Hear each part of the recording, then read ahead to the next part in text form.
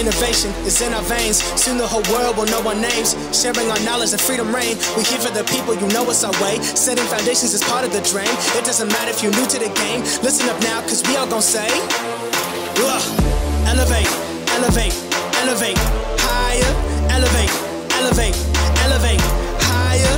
We gon' rise up, we all gon' shine. Work through adversity, stay on the grind. Elevate, elevate, this is our time. Elevate, elevate. Welcome to the Elevate Podcast, everyone. It's so great to have you all on one more time. It's your boy Josh. And Reg. And we're grateful to be back on with you yet again. Episode 199, baby. We are loving to see it. We got a lot to cover. There was some drama last week if you weren't paying attention, and that's what we're here for.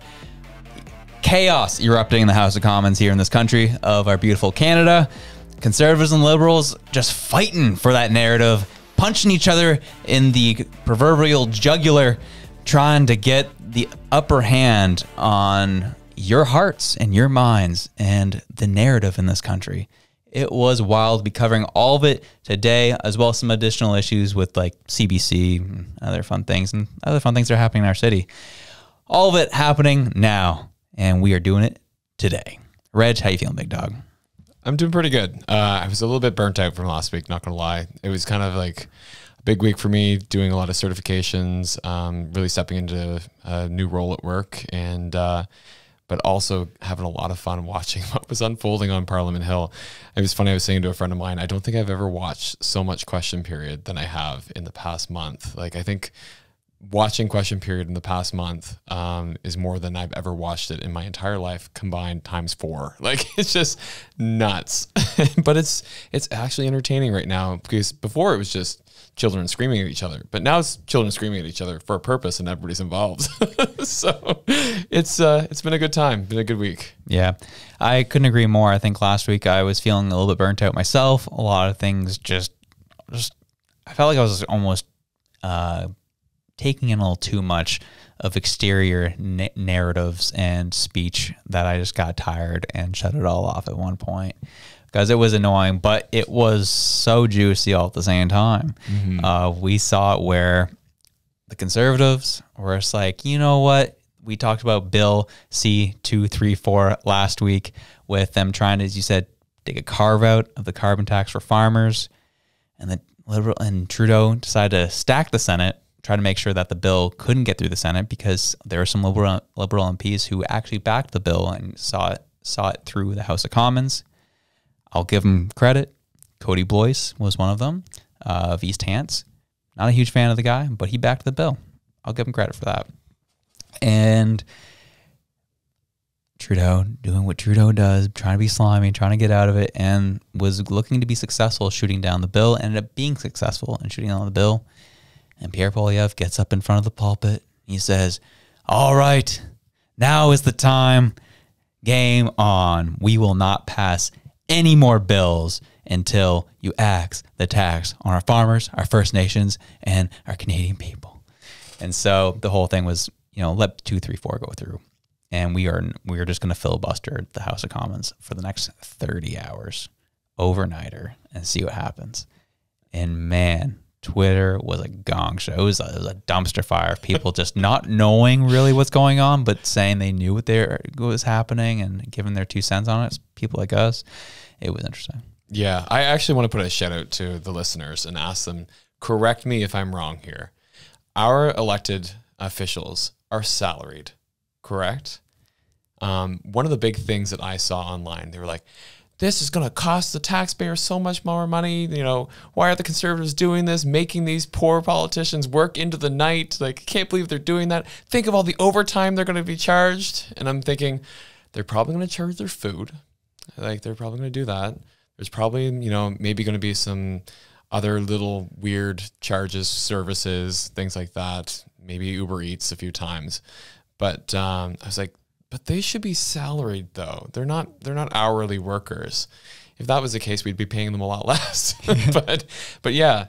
So is it true? Like, is there actually any truth to this, claim that, filibustering through the night is actually going to charge anybody more significantly? Like I said, I know that you'd have more charges for incidentals, but as far as like quote unquote overtime, I don't buy it. I don't buy it. I think that's just a false narrative that was thrown out there just so people would be like, yeah, why are we paying for this? Pierre Poilievre, he only lives off of the tax dollar. He's been doing it since he was 22. Yeah, I hear that so often. And you know what? I'll give people credit to that like argument. Yeah, I don't like that. It doesn't thrill me that somebody doesn't have like work experience in the real world. But then again, neither does our current PM. Like anybody who's just like, yeah, Trudeau, a man of the people. His dad was Prime Minister of Canada, and now he's Prime Minister of Canada. It's like I'm pretty sure that silver spoon was firmly implanted. Like I don't think that there's any wonder how he got to where he was. Absolutely, and that was the battle of the narratives, which I thought was the most interesting. Where you had Poilievre, who was, you know, he stood firm on what he said that they were going to do, and they went and did it, and it put the Liberals in a bit of a tough spot. There's like, gee, this like makes us not look too good, or they're going to force us to, you know, like Poilievre, even the way he painted it, we're not letting you go on Christmas vacation because you're on Christmas for everybody else.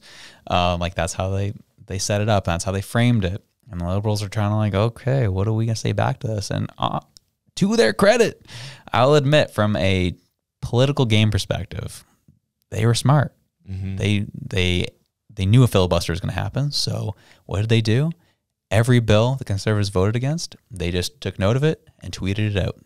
Today, the Conservatives voted against this. And then they voted against this. And then they voted against this.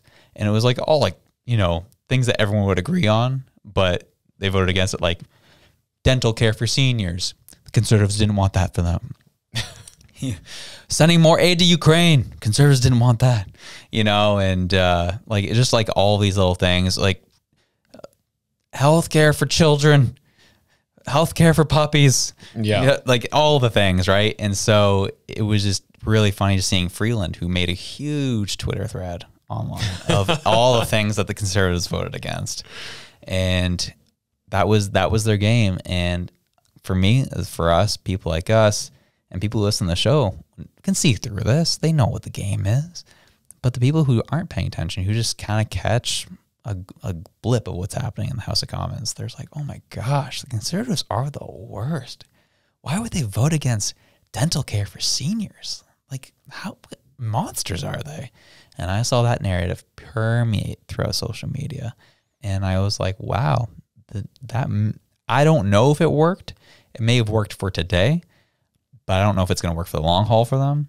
But it was interesting to see. I'm like, oh, it may have done a little bit of damage to the Conservatives. It's funny, though, because the ones that didn't work, though, were the ones where people were just like, Conservatives are the worst. They're voting against aid for Ukraine, like when Ukraine needs us most. And I saw that one a couple times come across a couple different social media channels and different feeds. No one cares. That was the thing, is that didn't resonate with people. I watched that narrative like get thrown out, and it really did play on the we're not supporting seniors. You know, the Conservatives are actively voting against this kind of thing. And it was playing out that way because when people were throwing out the not supporting Ukraine, everybody was like, you know what? It really sucks what happened over in Ukraine. I empathize with those people. But also what really sucks is the fact that we have tent cities now and that people are dying in their tents outside. And we can't barely even afford rent and food and things like that. So we can't even help our neighbors. So why are you sending billions overseas? So that did not resonate with people. And it was just kind of funny that was something that they tried, didn't work. And they're like, okay, next thing. Everybody loves their grandparents. They may not have teeth, but by God, they're going to have dental care. Absolutely. Well, I've just got a list of some of them here. This is from Chrystia Freeland, our financial minister here. It says, unsurprisingly, after Pierre Poilievre voted against the Canada-Ukraine Free Trade Agreement, the CPC actually voted to cut funding to support Ukrainian immigrants who come to Canada fleeing Putin's war. Don't believe Pierre Poilievre when he tells you he can make life more affordable. While we have a plan to reach $10 a day for childcare, Conservatives just voted to cut funding for affordable childcare.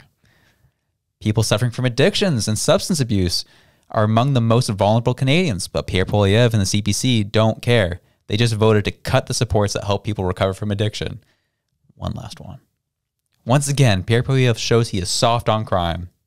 His CPC just voted against creating a beneficial ownership registry to combat money laundering, and cut funding for our border guards to keep our border secure.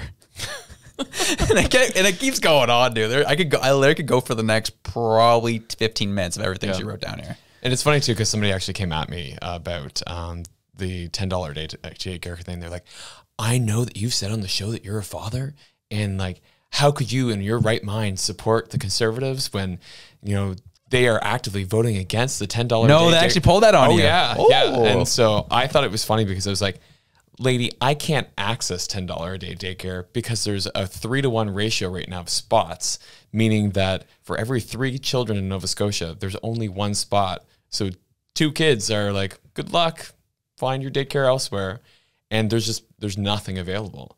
A friend of mine, her son is currently being taken care of by their grandparents right now. So they're very fortunate that they had that, because the next day's care spot they have available is in September.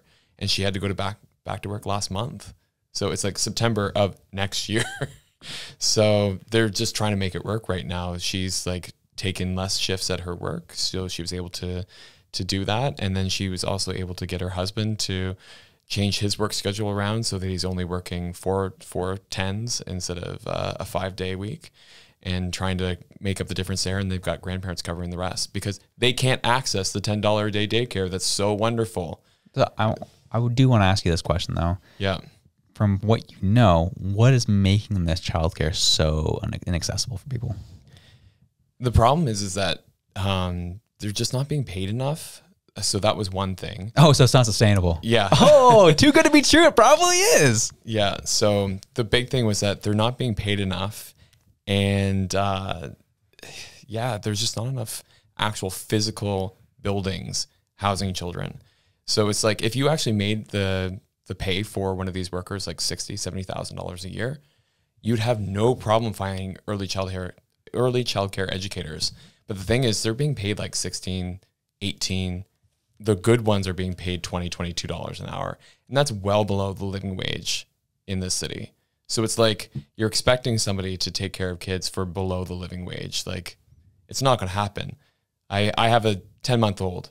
She screamed all day today while I was like trying to do meetings, trying to do other things, also like trying to entertain her a little bit on the side when I had a chance. It's like, you couldn't pay me enough to take care of like 20 kids that are not mine screaming at me for 8-10 hours in the day. So it's like, these people are not being paid enough. And so, yeah, nobody wants to do it. And so it's not affordable for them to do it, and it's not enticing, so they're not doing it. And the other thing too is that if you look at the fact that when they moved to this $10 a day daycare, the idea was to take private daycares out of the scenario and make them all nonprofit. And so the problem with nonprofits is that if there's no profit to go around, you got to work with what you got. So you can't carry money over into the next year. You can't. You have to go through a board in order to give raises and to make changes to people's wages and things like that. So it's a messy thing because every nonprofit has to have a volunteer board. And so it's like there's only so many people to sit on boards. It's a mess. It's an absolute mess. Dude, I don't like that smell, man. It smells like a slippery slope to communism. And obviously I know it sounds, I'm like, overreacting. I know some people will say that, but like, just look and think at just everything Reg just broke down. That's kind of weird. You're expecting people to work below a minimum wage repayment to take care of kids.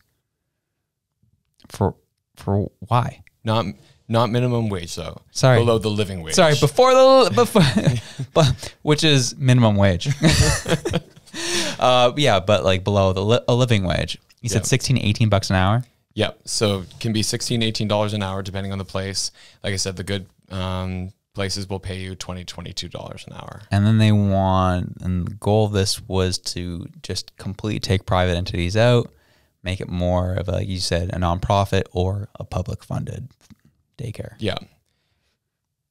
You're looking at me like I'm crazy, but come on, man. State-run stuff and just taking out the private sector in the process?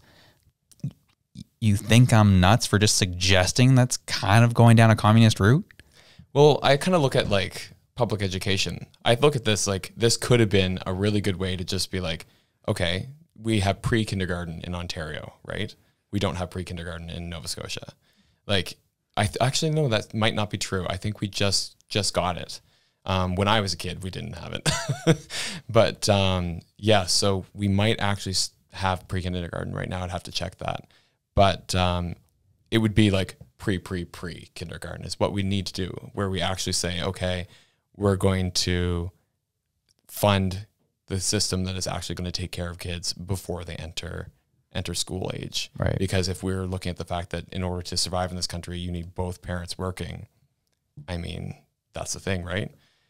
And so, yeah, it's challenging because it's like, if you actually made this country more affordable, you'd probably see more parents making the decision not to go back to work.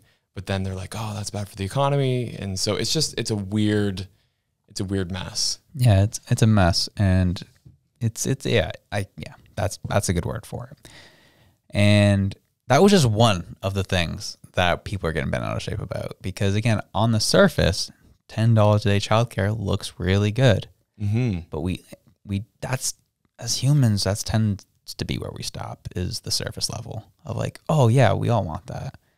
But then you look at, how do you actively get that working? How do you put that into practice? How do you make that like work on all sides? You can't, unless you put a bunch of public funds into it to subsidize the rest of an actual living wage for somebody. And that's not going to happen. So it's tough. Yeah. Cause like, I think about it too. Like when you think about it, actually like $10 a day daycare, let's say you're one person working at this daycare and you're only looking after 6 kids. That's only $60 coming in for you from the parents, right? It's like you have to rely then on the government subsidies to make up the difference. And it's like, when's that coming? How much is coming? What loophole are they going to try and pull to like give you less than what they want to give you? Like I was really mad the other day when I was looking at different things that are allotted for individuals versus married couples. I was like, Jen, we need to get a divorce so that we can get the maximum amount from the government because they're just trying to screw us over. But yeah, so it's just like, you know, even let's say this person is, you know, taking care of 8 kids, one person to 8 kids. That's wild. Like, how are they supposed to effectively take care of that many kids? But, you know, maybe they have to in order to keep things afloat, because you're paying for the light, the heat, the building space, people's time. Like, it's wild. So trying and make something out of that, it's a lot. And then all the upfront capital to actually start something. Yeah. But yeah, it's a good idea on the surface. It's helpful for parents to have $10 a day daycare, but unless it's rolled out well with the proper supports, it's not working. And we can see that with the fact that we have a 3-to-1 ratio right now. Yeah. $1,600 a month. Mm-hmm. And that's before you things you got to pay for. Like in terms of like even just taking care of your business, like some of that money's got to go back into your business. Yeah. Like that's crazy. It's just not sustainable at all. And now the tough thing, and this is the issue again, that goes back into the cycle thing we're talking about, whereas now you have this whole $10 a day daycare that's been talked about and flaunted in our culture for so long. Naturally, I think the Conservatives getting the power, they're probably going to cut it because it is kind of not serving the purpose it was intended to. But man, they're going to look bad doing it. Yeah. It'll be tough. It will be tough. And like I said, they're going to be the austerity prime minister. Mm-hmm. But if they were smart, where they would cut would not be to kids. You never want to cut that. Like, I'm sorry, old people. Don't forget about the children. I'm sorry, old people, but that's where you need to cut the funding to. It's like, that's really cold and really harsh of me, but it's like every study on happiness and prosperity and longevity and things that are really important to a well-functioning society says fund kids twice again on Thursdays, because honestly, that is the future of your country. And you want to make sure that they are well fed, they're well educated, that they have all the supports they need because they're basically going to take, you know, the legacy of you and your country and your people forward. So if they're not well supported, what kind of future are you building? So if they were smart, they would not touch that. They would actually instead infuse it with money and take the money from elsewhere, probably later on. That's the political game, eh? That is the political game. Problem is kids don't vote. So, and old people, they always vote. True.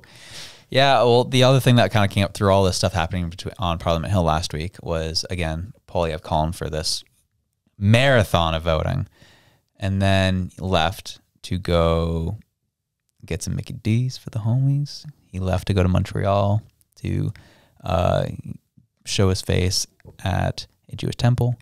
And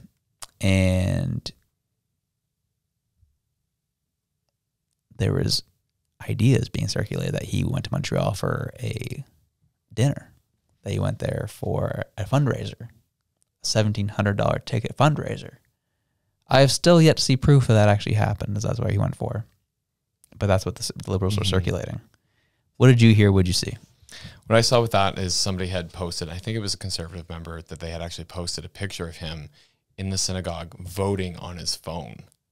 And so they were saying, like, even though he's out, you know, doing his civic duty, you know, supporting different groups and trying to show that he's, you know, with Canadians, he's still doing his job voting on the phone. And so I was like, okay, that's interesting. It's not quite being stuck in Parliament and, you know, being there with the team filibustering. So I was like, felt a little Trudeau-ish. I'm not going to lie, you know, run off somewhere else. I was like, but I'll give him credit. At least he wasn't surfing in Tofino. He was actually still on his phone, still voting. But yeah, I don't know. It did not rub me the right way, I guess. I was okay with it,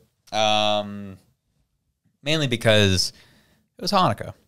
You know, I think that was important to, you know, if you're essentially getting ready to campaign, especially with all the stuff that's going on with all the craziness that's going on with Israel, Hamas and stuff, and you just wanted to kind of show your face in places that you're showing your support. I think it was important. That's, you know, yeah, sure. I agree. It doesn't look good when you're the face of it. But it's not like he was just, as you said, he wasn't off surfing doing God knows what. Like he was doing political things. Yeah. It is what it is, whatever. He wasn't down visiting family in Cuba or something crazy. Sure. Gee. But you know what I mean? But it does kind of like, it doesn't rub me the right way where he's like, you know, we're going to take this and we're going to go all night if we have to. And then it's like, you know, maybe you were up all night, but you weren't physically in that space. It doesn't feel the same. He wasn't there. It was like, what, 6 hours he wasn't there. He showed up at 2 a.m., finished with them for the night. Like, whatever, man. Like, I personally don't really care. Yeah. I know. I'm not been out of shape over it. I'm not either, but like, I'm just saying, like, optically, if you're going to lead something, you got to be there the whole time. Yeah, that's fair. Yeah, I mean, I guess if you're looking from a perspective of what's the other side of people who really hate you going to say, probably should stick around. At the same time, the anti-Semitism I've seen from the other side lately has been rough too. Yeah. So, you know. And I know what you could look at it too as like the idea of like you put your money where your winners are. And it's like he was looking at this going, I'm not buying any votes from this filibuster, but I can get some votes if I go to, you know, the first day of Hanukkah. So I get the value prop there. I just think, like I said, I think optically it was just like poorly planned, I guess. But yeah, what can you do?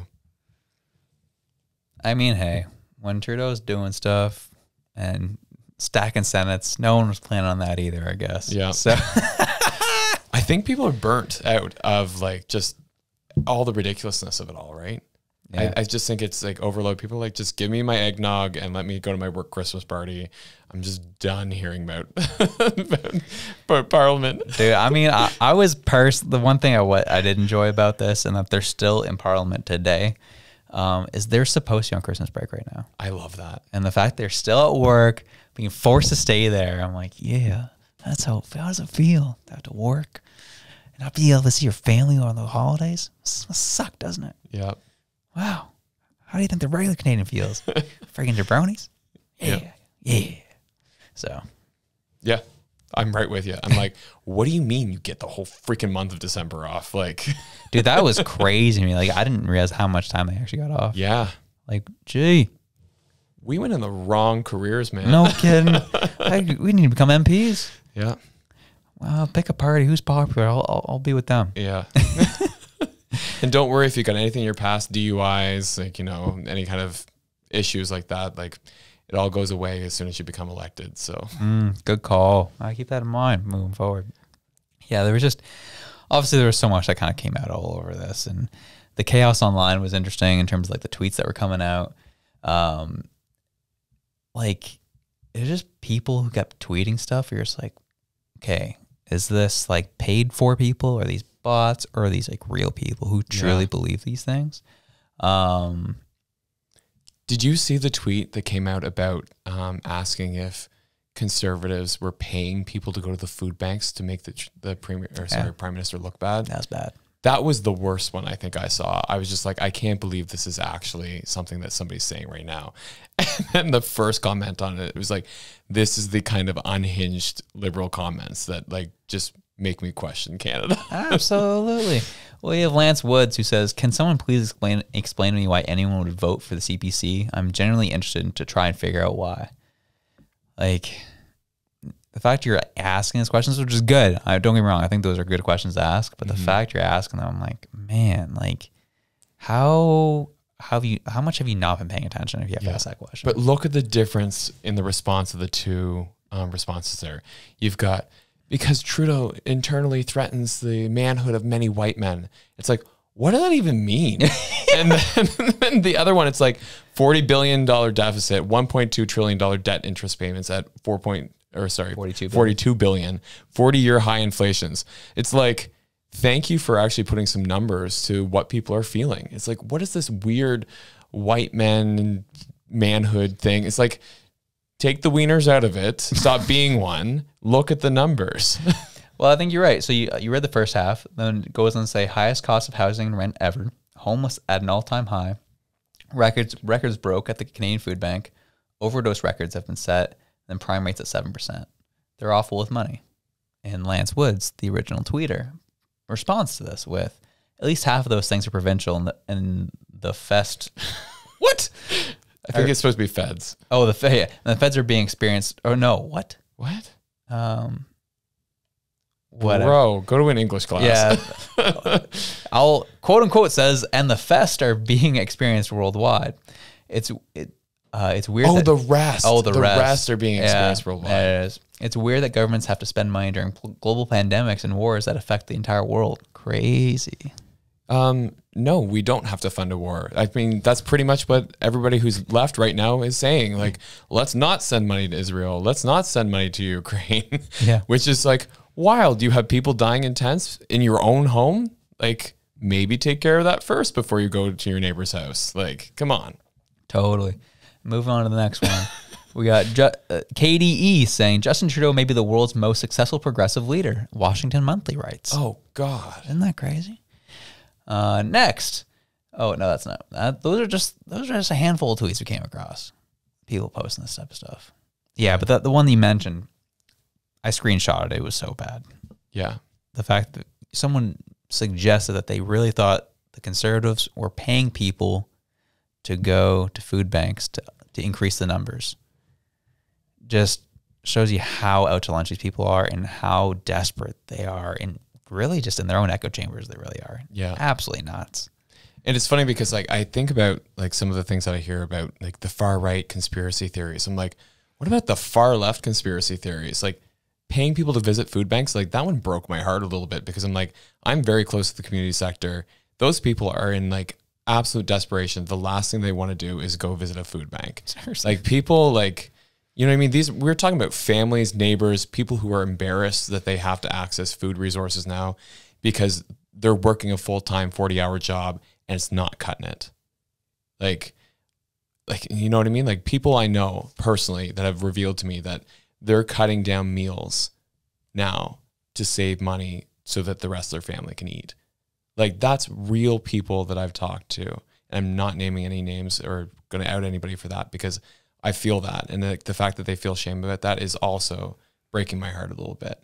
Like, this is the state that we're in this country. This is what this leader is doing. And then for somebody to have the audacity and the gall to say that people are faking visits to the food banks, like, get out of here. I don't even want to see you. I don't want to talk to you. We don't have a civil discourse. Like, that is just insulting. It's insulting to everybody, regardless of your political stripe.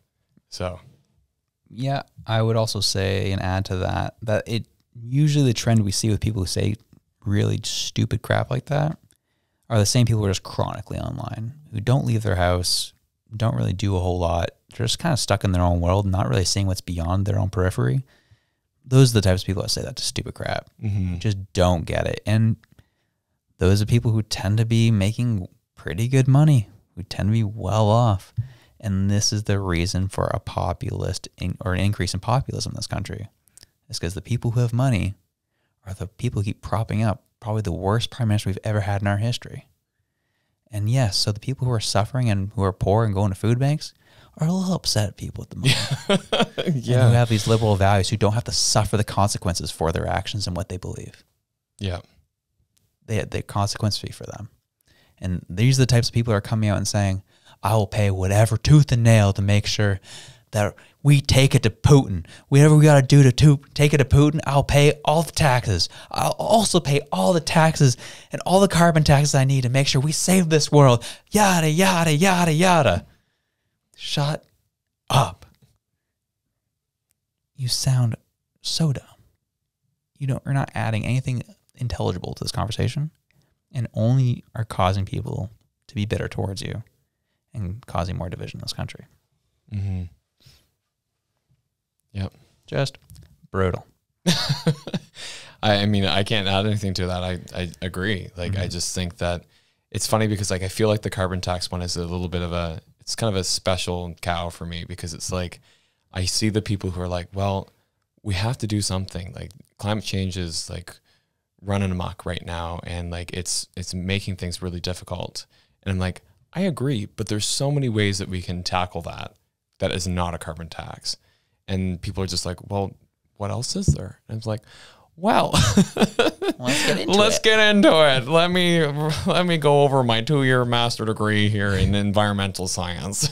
So anyway, and then I'm like, welcome to my TED Talk. Perfect. Well, kind of going into kind of all things that are kind of happening within our parliament. This happened, I think, 2 weeks ago at this point, where you had MP Damien Carrick, who's a CPC, or a CPC, make sure I pronounce that correctly so no one gets any confusion. He's a conservative, who got really fired up during question period on December 6th. So this would have been last week. And I'm just going to play this for you. I know you've seen this before, Reg, but we'll play it out. I want to get your thoughts on this. I know for a fact that farmers are asking that minister to axe the carbon tax. That PM promised that the Senate would be independent, but the actions this past week prove that that is a complete farce. We know he bullied his senators. The PM himself was on the phone over the weekend telling them they had to gut Bill C-234. The Prime Minister lied, and his minions continue to lie about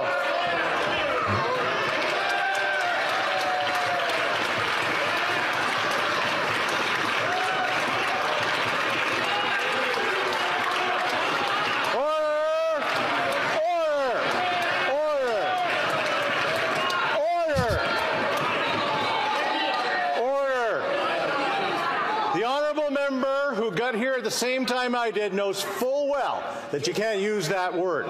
I would say the honourable member should retract that and apologize. The honourable member Battle River Crowfoot. Mr. Speaker, I will not apologize to that Prime Minister when he continues to lie about the independence of the Senate. And so this goes on for a minute and a half more, and he says he refuses to apologize for calling Justin Trudeau a liar in the House of Commons, and then leaves the House of Commons. See, I'm not gonna lie in the fact that when I first saw that, I thought he was upset that he used the word minions. I was like, well, yeah, of course Justin Trudeau's a liar. We all know that. Like, that's not anything new.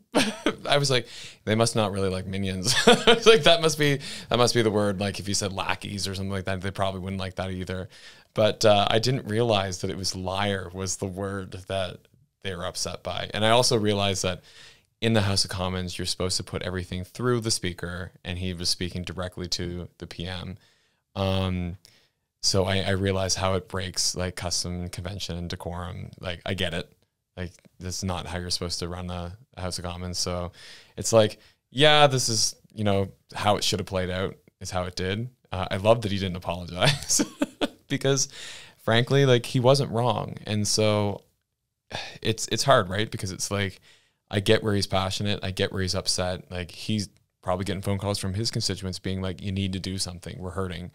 And like taking that passion into the House of Commons. It's like, that isn't going to solve anything. I understand where it comes from though. And I feel it.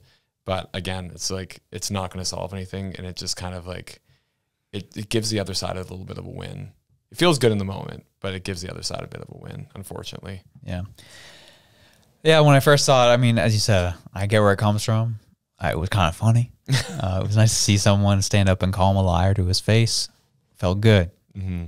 But when you zoom out and what's happening in the political discourse in this country, what's happening in the cultural discourse in this country, you're in a battle for hearts and minds, trying to convince people, trying to sway people to view things the way you view them.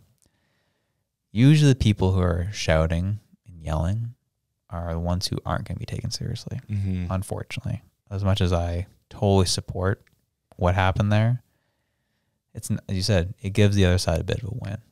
It allows them, the liberals, to look kind of good. Yeah. People who are kind of on the fence about who they're going to vote for, who they care for, or what direction they want to see this country go in, they see that guy going, well, that guy's nuts. Yeah. Like, why would we want anyone like that in power? You know, like, it's so hard. Like, I'll admit, for people who are kind of like, what we're seeing from the left and the ideology has kind of taken over our country's discourse over the past 8 years, 10 years, has come out of the blue for a lot of us. It kind of came out of nowhere. We don't really know how to deal with it. We don't really know how to fight against it. To give you an example, someone came up to you even 4 years ago and said, you did X, Y, and Z. You're a racist. How are you going to react to that? Mm-hmm. Typically in a defensive manner. Yep. And that's how that game's played. They want you on the defensive. They want you on your heels. They want you to retreat at all costs, in all cases, so they can take whatever they want. And we as Canadians have allowed that to happen for so long because we're so afraid of being called a racist that we have kind of given ground to a lot of these people who are, I would say, extreme left, who've taken over the discourse, taken over this country. And they've convinced people of their way of thinking over time. And now it's like, okay, people, we're catching on what's happening. We don't want this for our country.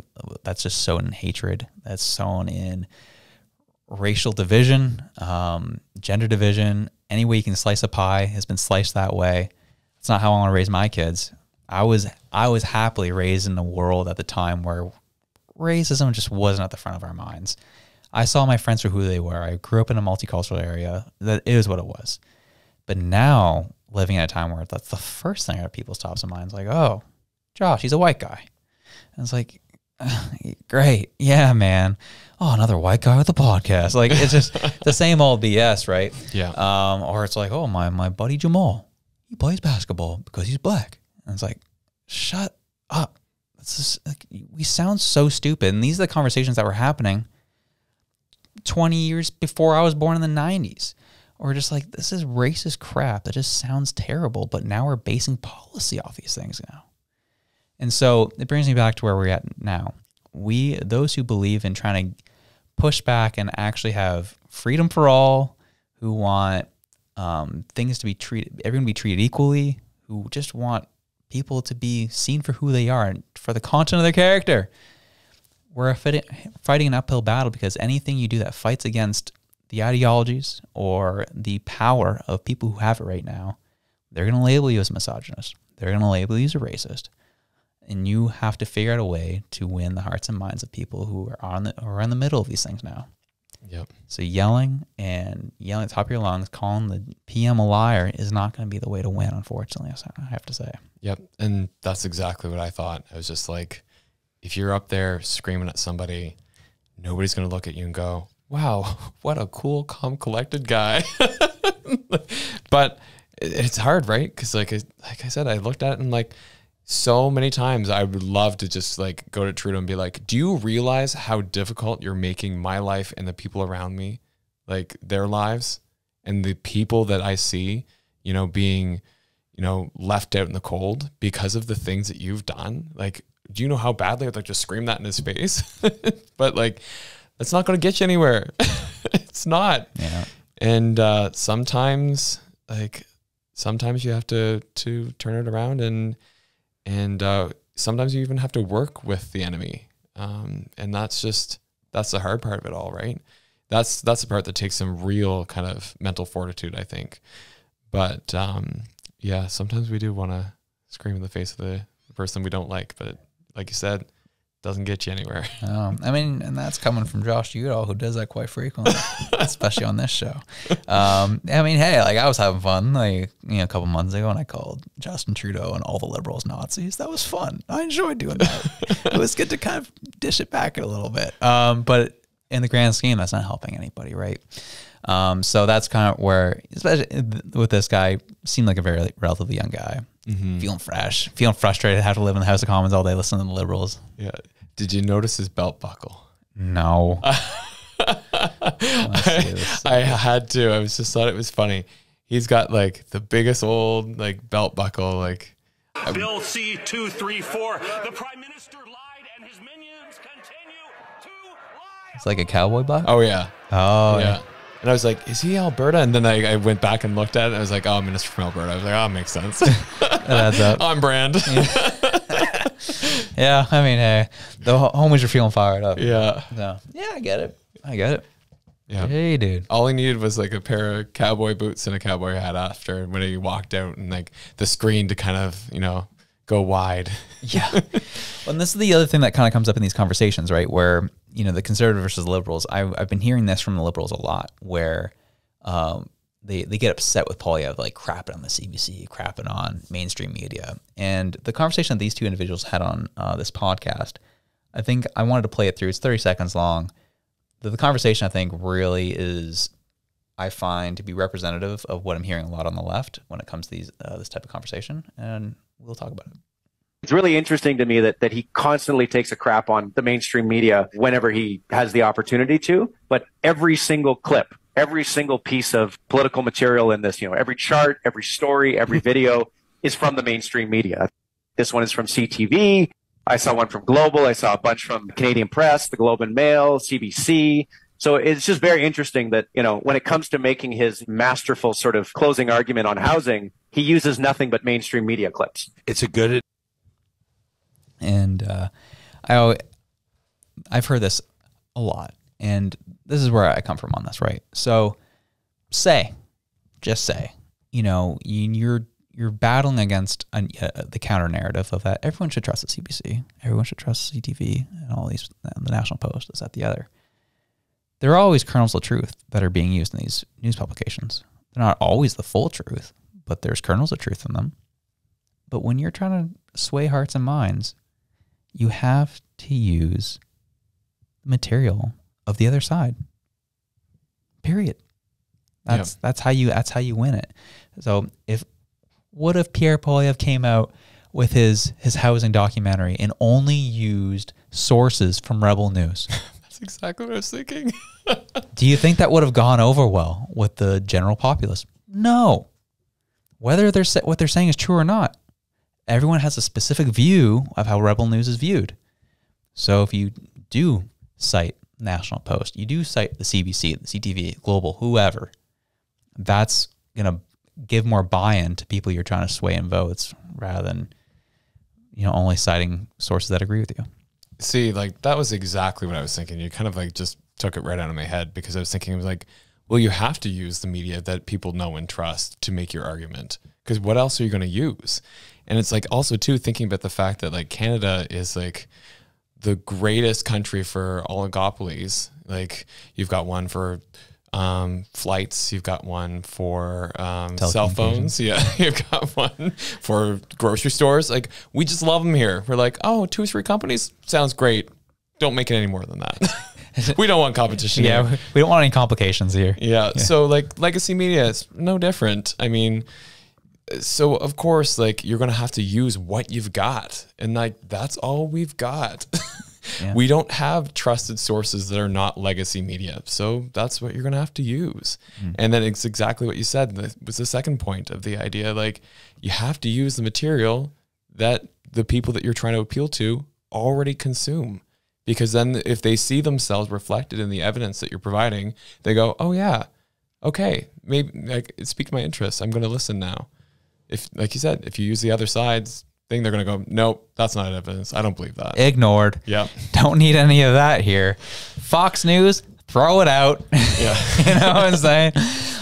Yeah. And I think on that same note, kind of that kind of corruption though, like, hello, who we talk about the CBC News anchor? I'm going to presume no bonuses and the CBC exec? Canadian Taxpayer Holy Federation jumping. said a Freedom of Information request showed 16 million were paid in bonuses in 2022. Can we establish that that is not happening this year?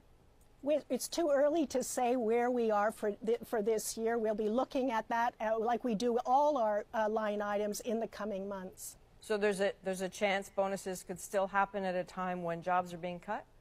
I'm not going to comment on something that hasn't been discussed at this point. So that was the person who was responding was the president and CEO of CBC, and the person who was asking questions was a CBC anchor. Point blank. We've seen mass layoffs at this company, and we're still going to see bonuses. Oh, no, I'm not sure. Well, Reg, I will say this. At least the president and CEO is a woman. Thank goodness for that. Oh my God. No, my thought is like, I had a couple thoughts. I was like, one, protect this news anchor, because like good She's on gonna her. die. Yeah, I'm like, You can take her out. like she's not gonna have a job anymore. She's gonna be like 601. Like you're gonna cut her position. So like good for her. Like good for her for standing up for her coworkers and stuff. That's not an easy task. So that lady's got moxie, and I, like I said, protect her at all costs. Number two, it's hard to say what contractual and legal arrangements are in place where, you know, if somebody's working there and it's in their contract that they are to receive X bonus if they meet qualifications X, Y, Z. I could see how the CEO would have to still pay that out. So it's like, that kind of sucks, but I could see how that could happen. But number three, it's like, you make some kind of change, you know, you put some kind of, you know, clause into these contracts or an agreement or something that says like, in the case where we have to have mass layoffs or there's an emergent, you know, thing coming up, like all bonuses will be paused for the fiscal year. Like, you know what I mean? Like something small like that. Something small, or like even just doing more to explain, like, listen, like sometimes bonuses are a contractual agreement that we can't stop. But like, she was just like, no, I'm still getting my bonus. You ain't taking that from me. Yeah, seriously. I'm keeping that at all costs out here at Dogs. Yeah, it's. I think it was super clear. And again, with the frustration people are feeling. Yeah. Whereas we've been talking about this whole show where people are freezing in the streets, starving, and then we're out here talking about multi-million-dollar bonuses being issued by our public broadcaster. Tough look. Oh, I got to give you an anecdote about $1 million bonuses. Oh, so I just recently completed my pro side change management certification. You just got $1 million bonus? I wish. I wish. But there was a gentleman in our course who was coming from the CMHC. I wanted to so badly just be like, bro, is CMHC paying for this course right now? Because I'm paying for mine. How big's your bonus? I wanted to so badly, but at the same time, I was like, how many houses did you build this year? Is that why you got a bonus this year? Yeah, sorry. Anyway, go on. But it was funny because he did at one moment. He goes, you know, he's like, I'm taking this course because we had to say the reason why we were here. And I'm like, okay, well, I'm working in healthcare innovation. I'm constantly seeing change across the system. And he was like, he's like, the CMHC isn't doing a very good job, so I'm here to change that. So that's why I'm taking the change management course. I was like, you know what, good for you. I'm not gonna throw anything political at you now. I'm just gonna do my thing and keep my head down, and we're gonna work together, and it's gonna be fine. But yeah, I just thought it was so funny because I was like, oh man, I was like, the things I want to ask you right now, but it's not the time and place. And unlike the screaming minister there, I know how to keep my cool. Oh, look at him go. Yeah, that was probably the most political answer I heard in my life. CMHC sucks. I know you all think it sucks. I'm just here to protect myself, and I want to change it. Yeah. That's why I'm taking this course. But it's funny who you run into, right? Absolutely. Well, this comes back again. I'm gonna criticize the right a little bit here. I've been hearing this a lot. Like, the people on the right get so defensive so quickly, and rightfully so. I get it. You've been attacked a lot in various ways, but people are getting really caught up in the term conspiracy a lot. It's almost like a trigger word for the right. They start freaking anytime a conspiracy gets uttered. But it's true though. This happens a lot, and it happened. I saw this on a fresh video. And actually, no, I'll just play it. I was going to skip it, but you know what? It's interesting. Here are some of the wildest conspiracy theories that Canadians believe, according to a new survey. 5% of Canadians are flat earthers, while 11% believe that the moon landings were faked, and 1/3 of respondents believe that alien contact has been concealed. And the most widely accepted conspiracy, with 55% of people believing in it, is that mainstream media manipulates information. Here are some of the So rightfully so, people were freaking out on this video. It's like, but they do manipulate it. She didn't say it was a conspiracy theory, just that it was a conspiracy. Is it a conspiracy that in media, they all kind of are trying to get their stories right and attack and coordinate? That could be defined as a conspiracy. It could be a theory, but more so I want people to kind of think a little deeper when these things happen, where the word conspiracy theory is used. Obviously, it's been used obviously it started with the FBI back in the 60s to dismiss people who wanted to ask about JFK's assassination. And it's been used if anything makes sense, to dismiss anybody who is getting a little too close to the truth. But just keep in mind, conspiracy theory, whereas like there was a grand conspiracy of people meeting together trying to accomplish a goal, and you're theorizing that that's the case, is very different from like an actual conspiracy of people who are conspiring to accomplish something. Just, don't try to conflate those two too much, because a conspiracy can be true when it's also being talked about. See, I thought you were gonna take it the other way about like when you talk about the right kind of getting upset when they're called conspiracy theorists. Because my take on it all is that I've actually like learned a lot watching Pierre Poilievre answer media. It's like when somebody throws something out at you like that, because like my go-to is defensive automatically. Like I hate that about myself, but I'm actively working on it. But yeah, so I've been really, really kind of unpacking that and kind of thinking like, okay, how do I take a pause and a breath and go, why do you think that? And like put the question back rather than reacting to being like labeled something. Because a lot of times too, like what really gets you is just the dismissiveness and the condescension of like, oh, you're just some conspiracy theorist. And you're like, no, I think this has validity. And it's like, instead of like going to the no, it goes, why would you say that? Like, what makes you think that? And then you let them dig themselves into a hole, and then you immediately flip the table back. And I watched Pierre Poilievre do that like time and time and time and time again. And I'm like, that's a really smart way to deal with things. And then what he also does is that if the person is not open and willing to have a conversation about something and then explain why they think that the way they do, he doesn't give them the time of day. And I'm like, that's exactly how we should be living our lives.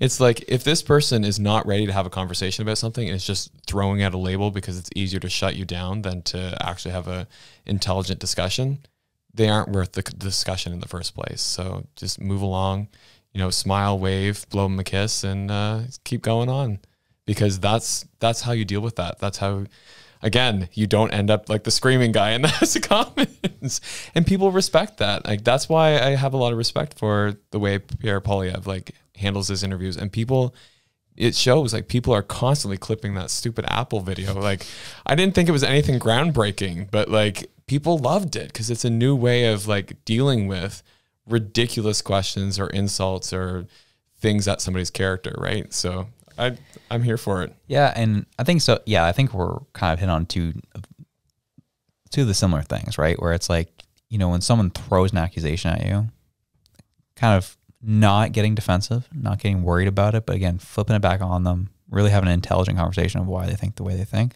I think it's an important thing, especially as you try to change hearts and minds in this country. But yeah, as well as just also keep in mind, like, just don't get too triggered over the word conspiracy. Just take a second for, you know, a little bit and realize, okay, what are they actually saying here? Should this be taken as an insult or not? Just, there's a way to break those down as well. There's nuance in those two terms, believe it or not, as much as it's hard not to see it that way. But I do agree. And you're right with the whole Apple video, right? Because what was the quote unquote conservative way of dealing with media up to that point? You're fake news. I don't need to take you seriously. Like, just completely dismiss the media altogether was how we saw it dealt with down in the States. Poilievre dealt with it in a very intelligent way. I agree. And really made people look really dumb doing it too. Yeah. And he's done it multiple times. And to the point where the media is like, oh, actually, I don't even know how I'm going to attack at this anymore. How am I going to question him on this? Where it's very different if you know the person's going to be combative and just say, dismiss you and call you fake news, then you know how to kind of fight against that. Yeah. Whereas this is a little bit of a different beast for these homies. And to be honest, some of our journalists aren't the brightest people, unfortunately, and they don't really know how to deal with that type of discourse in a bit of a debate. Yeah, I don't know if I would go as far as to say they're not the brightest. I think they just never have encountered this before. Like you said, I disagree. Where they're just like, what do I do with that? And so I think that you almost like have your regular, you know, plan of attack that you go in with, and then somebody flips the board and says, you know, you're playing checkers, I'm playing chess, your move. You're like, crap, I was not prepared for this. This comes back to the issue that we're having with our journalists in this country in general, is they just smell each other's farts and say it smells like cotton candy. Like that's what we're seeing. That's what I mean by not the brightest, because they are never challenged on their worldview. I typically are not challenged on their worldview. People say crap on Twitter. Are they reading the comments? Not a whole lot. And if they are, they're just missing everything. But when they're with their colleagues, the Ottawa Press Gallery, we're all just awesome. Everything we're writing about is great. It's true. It's everything. It's awesome. Like, these are the people who, as soon as they get challenged, even the slightest, they're getting thrown off. So I've got a question for you. Here's the conspiracy theory. Here we go. Do you think that people, just by nature of like, if you're a dissenting voice and everybody's, like you said, smelling each other's farts and saying it's the best thing since sliced bread, like, do you think that somebody who comes in with a dissenting voice and says, nah, this kind of smells bad in here, actually, guys, do you think that they're going to be welcomed into the, you know, great world that is media, or do you think they're going to be actively pushed out and be like, no, you're not like us, you're kind of fringe, and then eventually pushed out of that? Yeah, I mean, we're seeing it actively. It has happened and it is happening. Yeah. So that's what I'm saying. Like, I think that, when we talk about journalism, I think legacy media is kind of the problem, where it's just kind of incestuous in that way. It's like, we like what we like and we like our one narrative, and we don't want diversity of thought, because in this case, diversity is not our strength. We need a, you know, command and control kind of way of looking at this. So yeah, I don't know. It's weird because I'm like, is that on journalists? I don't know. Is that the system? Probably. Yeah, I don't know. Oh, no, I was kidding. Fake news? No, I hear you, but I just feel like you're giving them an out that they shouldn't have. If you're a journalist, your whole career is built on fighting the power, getting the truth out, speaking truth to power. That's the one thing you're supposed to be doing. Yeah. And you're not doing that. That, quite frankly, shows that you are a coward and you suck at your job. Mm-hmm. Find something else if you don't want to do that. But people have lost every little bit of like tenacity they've had in this industry. And obviously the system has built that and created a culture for that. But man, and I also know anyone who has a dissenting voice, gets pushed out and they end up having to do their own thing, independent journalists, yada. But what if just more of them stood up? You can't just fire all of them unless, I mean, you could, I guess, and go AI and all of it, even though Sports Illustrated tried doing that, and that was embarrassing. That happened last week. That was hilarious. But like, no, that could happen. But I just would love to see all journalists who actually believe in what they believe, who may not believe in the commonly held belief, see what happens. Yeah. If they get ousted, they get ousted. They will be trusted. Like, I think they'll be taken care of regardless by their listeners and their viewers, because people are starving for it. We talked about this last week. People are starving for it.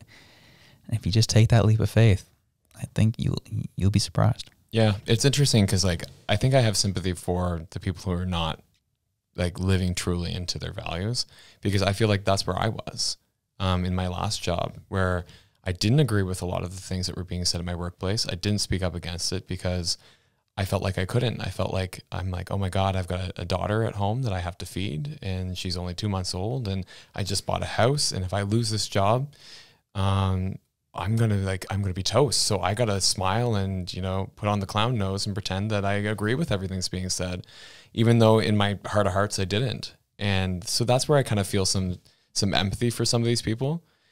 So I do get what you're saying. I hear what you're saying. Like, you need to, don't be a coward. You need to like speak up and believe what you believe.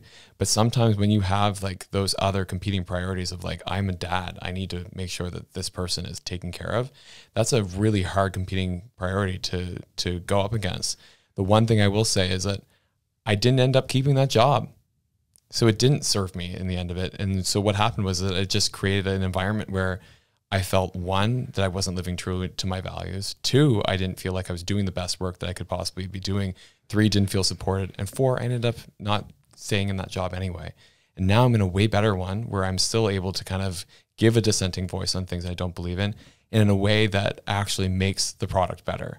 Like, I'm working on healthcare, like the thing that everybody's screaming about right now, that it's like the worst it's ever been. And sometimes in some cases it is, but I'm actually working on projects that are making it like way better now. And that only happened because I lost that other job that I wasn't meant for anyway. So it's hard. It's one of those things where, like I said, I have empathy, but I think that when you do live into your values, you end up with a better place at the end. I agree. It'll all work out in the end, as much as it can be scary. But I will say to people who have kids, who are scared to lose their job because of their beliefs, do you want your kid to grow up in the world that we're seeing? Mm-hmm. It will continue down this path unless you do something to speak up. I have to tell you, that's just the reality. As I said, I'm not saying be like Mr. MP Kirk over here and yelling at the top of your lungs at the end is coming. But be like, just push back even little bits at a time. Like, It's important because like, it'll be rough. Sorry. That's what happens, man. You run a business, you get like these distracting text messages that you feel like the end of the world's coming. That was a rough message, but that's kind of what I'm saying, right? It's hard, it's difficult, but it's needed. And this time, I don't want my kids growing up in a racist world. Yeah. I want them to actually grow up in a world where you can have that Canadian dream that people talk about, like being able to be in a community where people are loved and respected, where you can actually see a future for yourself. If you want a home, you can get one. If you don't want a home, you want to rent, and that's good enough for you because of your life choices, go nuts. And you want to do whatever you want to do as a, fully fledged Canadian citizen, that's great. But the fact that people are like making decisions on whether to eat or not because they're in such a bad economic condition by no fault of their own. Like, I was listening to one of the TikToks by Jennifer L the other day, and she was saying about how she was like, I was a single mom. She's like, but in the economic conditions I was in, she was like, I was able to save money, go to university, and pull myself out of poverty. She's like, it wasn't easy. And she's like, but I did it. And she's like, if we were to do that today, she's like, I don't know if I would be able to do it. And that's wild, right? To think of like somebody who's like, I've been there, I've done that, and I don't know if I could do it again because of just no fault of my own, but just the world that we're living in. So I think it just comes back to what you're saying about like, we have to think about, you know, what kind of world do we want to be handing, you know, the next generation? Like, do we want to be handing them a world where it's like, the will own nothing and be happy? Because it's not looking like people are pretty happy. In fact, when you actually look at statistics, like people are the most angry that they've ever been. They're the most unhappy. There's like depression, mental health, things are through the roof. All these like drugs of abuse, you know, I'm trying to remember the term of it, but it's like deaths that are due to like suicide or depression or drug overdoses or things like that. They're all Deaths up. of despair. Deaths of despair. Thank you. Yeah, they're all up. And like that's hard, right? And so I'm not saying that if you go tell your boss, you know, to take their policy and shove it, that's going to make it all better. But I do think that it starts with opening up those conversations and saying, I'm not really feeling this. I think that this is not the way that I want to live my life. And, you know, trying to find those small cracks in the pavement to break through. Yeah, absolutely. Couldn't agree more. And I think we'll leave it at that. Yeah. But we'll do our wild card segment. This thing came up, dude. And I thought, actually, the last thing I do want to hit on before we hit a wild card was, what are your thoughts on Maritime Fuels? So this is crazy. People don't know. Maritime Fuels is a local oil company here. Delivers oil, all that type of stuff for heating oil here in Atlantic Canada. And they just went bankrupt. Mm-hmm. And they had $2.5 million worth of clients' funds, people who've prepaid for oil, gone bankrupt. They're $51.5 million in debt, and no one's going to see their funds. So if you spent $1,500, $2,000 for oil, for heating oil, you got to find that money again to just last you through this month. And another win for the Liberal government of Canada. Crushing regional suppliers and just trying to make sure all the big boys get everything, and people lose their money over it. So for me, I would say explain how the federal government is connected to this situation. It's more so just what their policies have been in general. It's been really trying your best. Like they've introduced policies that crush any type of small business or smaller regional business, so that I would say power or, you know, business kind of gets filtered up to like the bigger businesses like the Irvings of the world, where it's just easier to control. And we've talked about that kind of marriage between corporation and government that's been happening over the past, you know, I would say 5 to 7 years, or probably 7 to 10 years that we've been seeing. So, yeah. Well, remember what I said, like, I don't know, 10 minutes ago there about Canada loving its oligopolies. Mm-hmm. True. Yeah, that's what we're looking for. I didn't know if you meant because of the changes to the interest rates, whether or not that was a reason for their insolvency, was just the lending and servicing of their debt, if that was what crushed them or not. But I honestly don't know what was the final straw that broke the camel's back, but that couldn't have been helpful. No, I'd be curious to know what it is ourselves. I think we'll probably find out in the coming weeks. Just really the big news is the fact that no one's getting their money for the heating oil. That's tough. That's a tough break. And then obviously just to see a local company go under is tough too. Yeah, exactly. So, gee. All right, speaking of local things that are happening in the wild card segment, this was wild. So this was at like a kid's birthday party over the summer. They had a big bouncy house, and look at what the bouncy house was, Reg.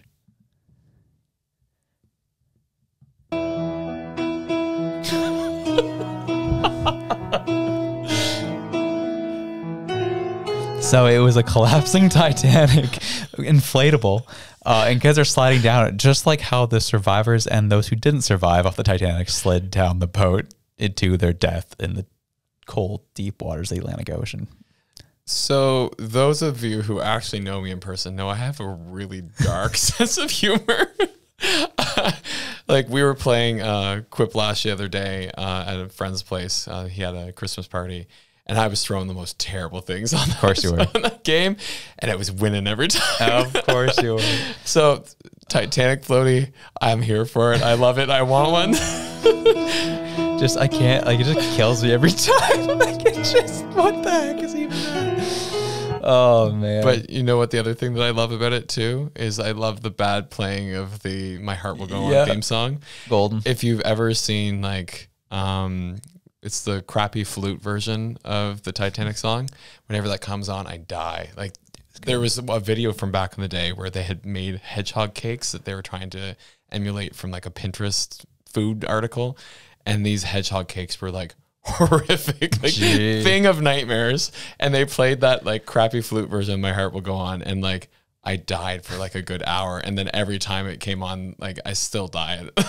So I'm here for the Titanic slide. Golly, we're here for it, man. Well, thought we'd end off on that note, but whatever it is you're doing, whether you be going to work, buying your kids a Titanic slide, or just trying to get some food from the grocery store, whatever it is you're doing, wherever you are, we love you. We're out. Peace.